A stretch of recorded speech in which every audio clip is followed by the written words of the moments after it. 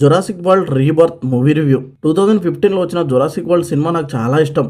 దాని తర్వాత fallen Kingdom కూడా ఓకే పర్లేదు, చూడడానికి బాగుంటుంది. ఆ తర్వాత వచ్చిన డొమినియన్ సినిమా అస్సలు బాలేదు నాకు.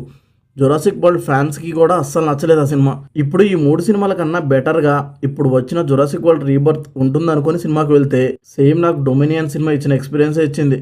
కాకపోతే డొమినియన్ కన్నా కొన్ని చోట్ల కొంచెం బెటర్గా అనిపించింది. ఓవరాల్గా సినిమా నాకు జస్ట్ పాప్కార్న్ ఎంటర్టైన్గా అనిపించింది.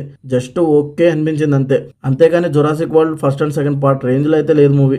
ఈ సినిమాలో కొత్త డైనోసార్స్ని చూడబోతున్నాం అనుకుంటే 2-3 డైనోసార్స్ని చూపిస్తారు. అవి కూడా పెద్దగా టెరిఫైయింగ్గా అనిపించవు. సినిమాలో క్యారెక్టర్స్కి కనెక్ట్ కావాలని సినిమా స్టార్టింగ్ చాలా డ్రామాని పెట్టారు. కానీ ఆ డ్రామా కానీ క్యారెక్టర్స్ కానీ మనకు అంతగా వర్కౌట్ అవ్వలేదు.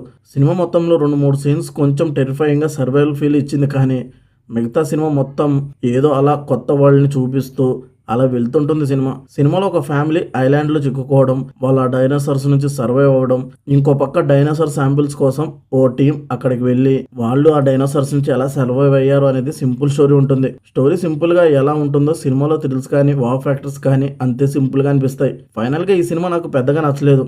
మీరు చూసి మీకు ఎలా అనిపించిందో కామెంట్ చేయండి. ఈ రివ్యూ నచ్చితే లైక్ చేయండి. మళ్ళీ నెక్స్ట్ వీడియోతో కలుద్దాం. Thank you for watching.